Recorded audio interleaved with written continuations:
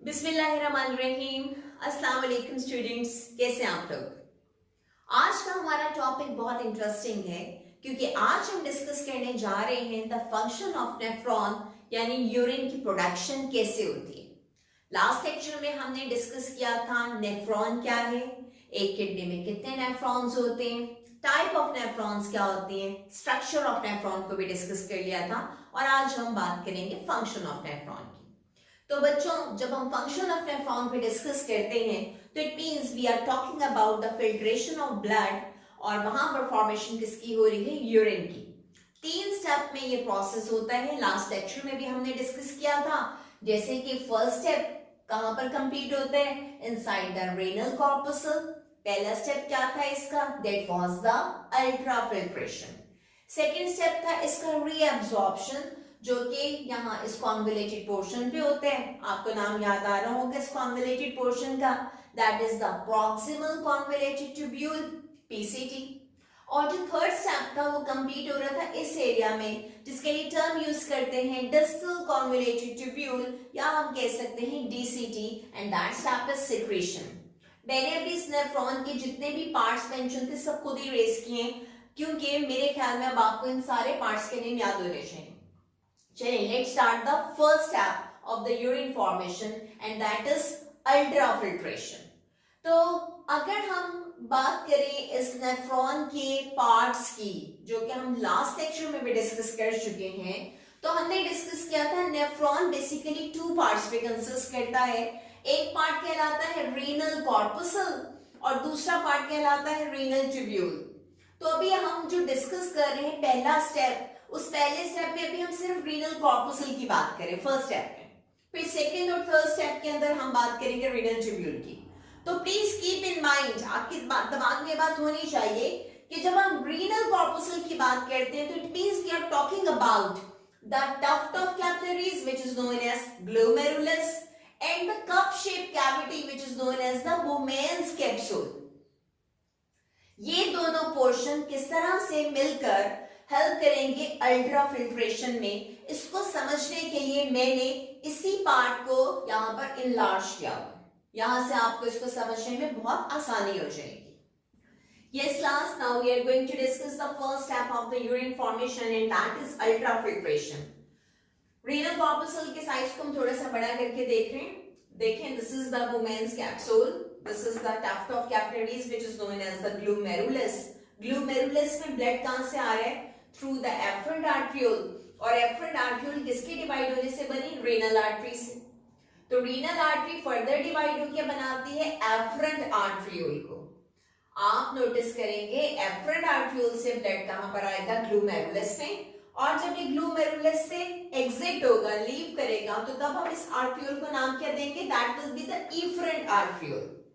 बच्चों, आपको भी इनके डायमीटर में भी डिफरेंस नजर आ रहा होगा, एफरेंट आर्ट्रियोल और इफरेंट आर्ट्रियोल के डायमीटर में भी।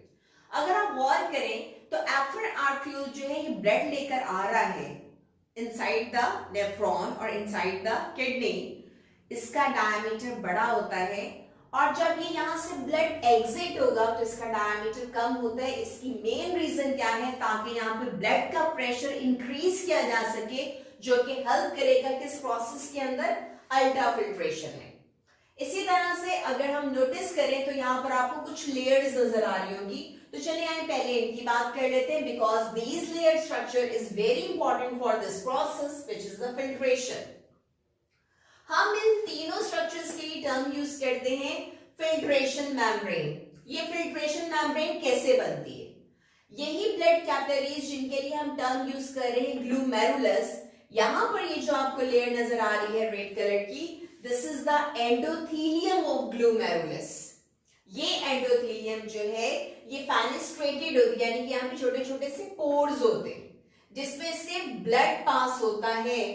सिर्फ वो वाले पार्टिकल्स पास नहीं होंगे जिनका साइज प्लेटलेट से बड़ा होता है, यानी उसके अलावा प्लेटलेट से छोटा जितना भी मटेरियल है वो सब का सब यहाँ इन पोर्स में से गुजर कर आगे निकल जाता है। जहां पर भी ये एंडोथेलियम मौजूद होती है वहां इसके साथ एक और मेम्ब्रेन भी प्रेजेंट होती है, ये जो ग्रीन कलर की मेम्ब्रेन नजर आ रही है आपको, और इस मेम्ब्रेन के लिए टर्म यूज करते हैं, this is known as the basement membrane. This is the basement membrane. Now, what is the basement membrane? This is the sheet-like extracellular structure. This is the supporting structure for epithelial and endothelial cells. जहां पे भी epithelial या endothelial cells होते हैं, वहां पे extracellular structure होता है, which is known as the basement membrane. और बड़ी interesting बात क्या है कि जो basement membrane है, this is the negatively charged. इसलिए इसमें से पॉजिटिवली चार्ज पार्टिकल्स या मॉलिक्यूल्स जो है वो आसानी से पास आउट हो जाते हैं. इसी तरह आपको ये अंदर की तरफ एक और लेयर नजर आ रही है. ये जो लेयर है, this is the visceral layer of the Bowman's capsule, जो अंदर की तरफ आपको नजर आ रही है. और ये जो बाहर की तरफ है, इसके लिए हम टर्म यूज करते हैं पेराइटल लेयर. ये जो विसरल लेयर है, यहाँ पे स्पेशल टाइप के सेल्स होते हैं which are known as the podocytes. Podo का मतलब आपको पता है, पोडिया, पोडो का मतलब क्या होता है, फुट. तो आपने देखा होगा इन सेल्स के ये जो ऊपर एजेस हैं, इसमें फुट लाइक प्रोसेसेस हैं. पोडोसाइट्स जो हैं, ये स्पेशल एपिथेलियल सेल्स हैं जो कि कवर करते हैं आउटर सरफेस ऑफ ग्लूमेरुलस को. ठीक है, कहां पर प्रेजेंट है? They are present at the visceral layer of the Bowman's capsule. तो बच्चों, यूं ये 3 लेयर्स मिलकर बनाती हैं फिल्ट्रेशन मेम्ब्रेन को. अब मैंने इनको थोड़ा सा यहाँ पे शो किया है. ये देखिए, आपको नजर आ रही है एपिथेलियम ऑफ ग्लूमेरुलस. ये आपको ग्रीन कलर की जो लेयर नजर आ रही है, this is the basement membrane. और ये आपको नजर आ रहे हैं पोडोसाइट्स, स्पेशलाइज्ड सेल्स होते हैं. होता क्या है कि ये जो एंडोथेलियम है, बेसमेंट मेम्ब्रेन है और विसरल लेयर है, इनकी पोर्स और इनकी स्लिट्स के साथ, यहाँ पर ये जो स्लिट्स प्रेजेंट हैं, यहां से ब्लड जो है वो पास इन होता है, किसके अंदर जमा होना शुरू हो जाता है, inside this cavity which is the women capsule. अब यहाँ पर क्या क्या मटेरियल फिल्टर होकर जमा हो जाता है? वो हो सकता है वाटर, इसके अलावा क्या प्रेजेंट हो सकता है, ग्लूकोज, और क्या प्रेजेंट हो सकते हैं, एमिनो एसिड्स, और क्या हो सकते हैं, nitrogenous base and so on. सारे का सारा मटेरियल जो ब्लड में प्रेजेंट है, वो सब का सब आकर कहां पे जमा हो गया, इनसाइड दिस बुमेन कैप्सूल. सिर्फ कुछ चीजें इसमें शामिल नहीं होंगी. वो प्रोटीन्स जिनका साइज बड़ा है, वो यहां से क्रॉस नहीं हो सकते. ब्लड सेल्स अभी मैं डिस्कस कर रही थी कि सिर्फ इरेथ्रोसाइट्स, अभी मैंने आपको बताया था कि सिर्फ जो स्ट्रक्चर्स होते हैं, जैसे कि अगर हम बात करें प्लेटलेट्स की, तो प्लेटलेट से जो कुछ भी छोटा पार्ट है, जिनका साइज प्लेटलेट से भी छोटा है, सिर्फ वही इजीली क्रॉस हो सकते हैं. जो भी पार्ट्स, जो भी मॉलिक्यूल प्लेटलेट से बड़े साइज के, वो इसमें से पास नहीं हो सकते.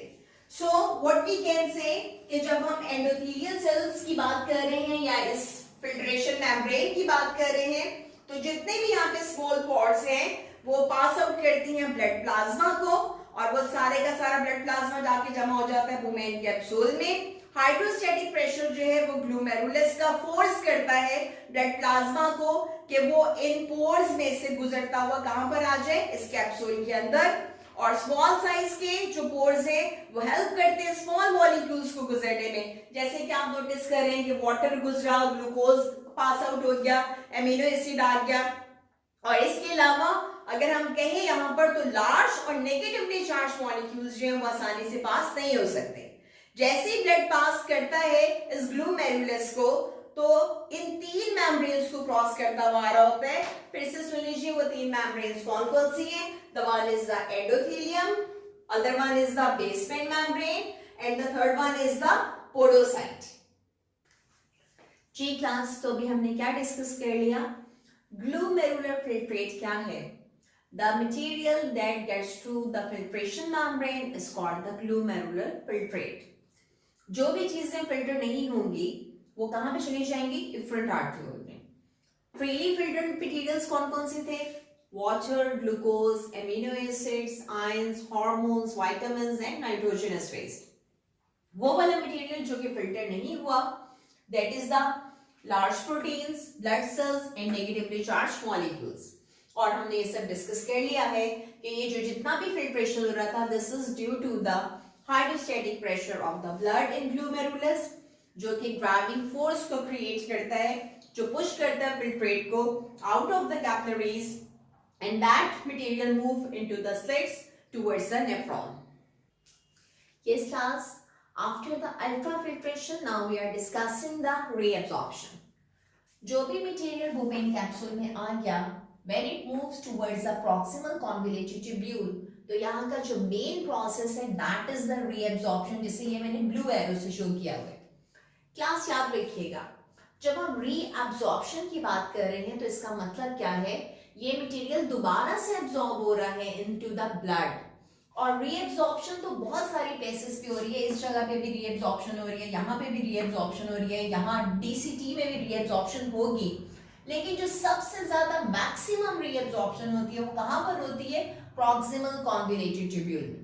अब कौन कौन सा मटेरियल रीएब्जॉर्ब होते हैं, उसमें शामिल है ग्लूकोज, एमिनो एसिड, ये 100% रीएब्सॉर्ब हो जाते हैं और इस फिल्ट्रेट से वापस कहां पर चले जाते हैं, पेरीट्यूबुलर कैपिलरीज में या ब्लड सप्लाई में। और अगर हम बात करें सोडियम आयन की, पोटेशियम आयन की, तो इनकी परसेंटेजेस आपके सामने अराउंड 70 to 75%। ये सारा मटेरियल एक्टिव ट्रांसपोर्ट के through by the help of energy इसको फिर से सेंड किया जाता है इनसाइड द ब्लड सप्लाई। और अगर हम डिस्कस करें क्लोराइड आयन को, यूरिया को, वाटर को, तो इनको पैसिवली ट्रांसपोर्ट किया जाता है। As you people remember, the passive transport is the movement of material from high concentration to low concentration. तो इस तरह से जो मूवमेंट ऑफ वाटर और सोल्यूट है वो नेफ्रॉन ट्यूब्यूल से जब वापस कहां पे जाती है, टुवर्ड्स द ब्लड सर्कुलेशन, और मेनली सबसे ज्यादा रीअब्जॉर्प्शन कहां पर होती है, इनसाइड द पीसीटी या प्रॉक्सिमल कॉन्वोल्यूटेड ट्यूब्यूल। इसके लिए टर्म क्या यूज करते हैं, रीअब्जॉर्प्शन। अब मैक्सिमम रीअब्जॉर्प्शन तो होगी इस जगह पर पीसीटी में। अब जो फिल्ट्रेट है it will move towards the loop of Henle, और फिल्ट्रेट जब लूप ऑफ हेनले से नीचे की तरफ मूव करता है तो आपको याद होगा हम इसके लिए टर्म यूज करते हैं descending loop of Henle. It is impermeable for salts but it is permeable only for the water. तो जब ये फिल्ट्रेट नीचे की तरफ मूव करता है तो इसमें से वाटर जो है वो रिलीज हो जाता है टुवर्ड्स द इंटरस्टिशियम। आपको याद होगा जैसे जैसे हम यहाँ किडनी में कॉर्टेक्स से मेडुला की तरफ जाते हैं तो यहाँ पर जो सॉल्ट की कंसंट्रेशन है वो बढ़ती जाती है। अब फिल्ट्रेट जब ऊपर से नीचे की तरफ मूव करता है तो साथ ही किसको रिलीज करता रहता है, वाटर को। अब यही फिल्ट्रेट जब मूव करता है अपवर्ड यानी कि असेंडिंग लूप ऑफ हेनले में, तो अब ये असेंडिंग लूप जो है this is not permeable for water, now it is permeable for the different type of salts या सोल्यूट्स। यहाँ पर जो रीअब्जॉर्प्शन होती है वो मेनली होती है सोडियम आयन की और क्लोराइड आयन की। Now this filtrate is moving towards the DCT या distal convoluted tubule. Distal convoluted tubule में फिर से रीअब्जॉर्प्शन होगी कुछ यूजफुल मटेरियल की, उसमें शामिल है sodium ion, chloride ion and water. ये दोबारा से कहां पर चला जाता है, towards the blood supply which is the peritubular capillary. लेकिन याद रखिएगा सबसे ज्यादा रीअब्जॉर्प्शन कहां पर हो रही थी, पीसीटी में। अब जब ये रीअब्जॉर्प्शन का प्रोसेस हो गया तो हम चलते हैं अपने थर्ड स्टेप की तरफ व्हिच इज द सिक्रीशन। अब जब रीअब्जॉर्प्शन का प्रोसेस कंप्लीट हो गया, now we are talking about the secretion which is the last step of the urine formation. Secretion का प्रोसेस वैसे तो यहाँ पीसीटी में भी हो रहा था, आपने नोटिस किया ये एस लिखा हुआ है, और ब्लड में से कुछ मटेरियल वापस कहां पे भेजा जा रहा था, ल्यूमेन ऑफ द नेफ्रॉन में। कौन कौन सा मटेरियल था, like hydrogen ion, ammonium ion, urea. लेकिन जो मेन सिक्रीशन का प्रोसेस है वो हो रहा होता है डीसीटी में, डिस्टल कॉन्वोल्यूटेड ट्यूब्यूल में। Again the same material is releasing, that is the hydrogen ion, potassium ion, ammonium ion, different type of drugs like penicillin और टॉक्सिन्स। इनको दोबारा से ब्लड से कहां पे सेंड किया जा रहा है, inside the nephron, inside the tubule. अब देखो यहाँ पे बेसिकली हो क्या रहा है, जब हमने रीअब्जॉर्प्शन को डिस्कस किया था तो रीअब्जॉर्प्शन में जो भी मटेरियल फिल्ट्रेट में था, फिल्ट्रेट से वापस कहां पे सेंड किया जा रहा था, ब्लड सप्लाई में। जब हम सिक्रीशन की बात करते हैं this is the opposite to the reabsorption. अब जो भी मटेरियल ब्लड में है उसको वापस कहां पे भेजा जा रहा है, इनसाइड द फिल्ट्रेट। तो दोनों एक दूसरे की ऑपोजिट वर्किंग हो रही है।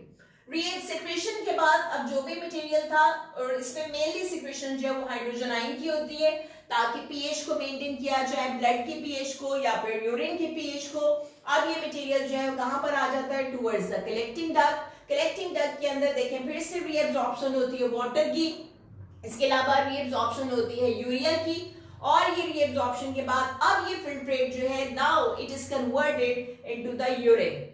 अब हम इसके लिए टर्म के यूज कर सकते हैं यूरिन की। अब ये यूरिन जो है कलेक्टिंग डक्ट से होता हुआ कहां पे जाता है, कैलिसिस के अंदर, जो कि कहां पे प्रेजेंट थी, इनसाइड द किडनी। कैलिसिस कंबाइन होकर कहां पर ओपन होती है, पेल्विस में। पेल्विस ओपन होती है यूरेटर, यूरेटर जाके ओपन होता है यूरिनरी ब्लैडर के अंदर, और फिर यूरेथ्रा के थ्रू यूरिन को रिलीज कर दिया जाता है। क्लास यूजफुल मटेरियल की एब्जॉर्प्शन मेनली कहां पर होती है, प्रॉक्सिमल कॉन्वोल्यूटेड ट्यूब्यूल में और लूप ऑफ एनले में। ये वाली रीएब्जॉर्प्शन ऑब्लिगेटरी होती है, कंपल्सरी है। लेकिन हमने देखा था कुछ और जगह पे भी तो रीएब्जॉर्प्शन हो रही है। वो कौन सी थी, that is the distal convoluted tubule और द कलेक्टिंग ट्यूब्यूल। यहां पर जो रीएब्जॉर्प्शन होती है वो कंडीशनल होती है, it is under the influence of hormones. इस डायग्राम को नोटिस कीजिएगा, एफरेंट आर्टरियोल से ब्लड एंटर हुआ ग्लोमेरुलस में, ग्लोमेरुलस से ब्लड फिल्टर होकर कहां पर आ जाता है, inside this is the Bowman's capsule.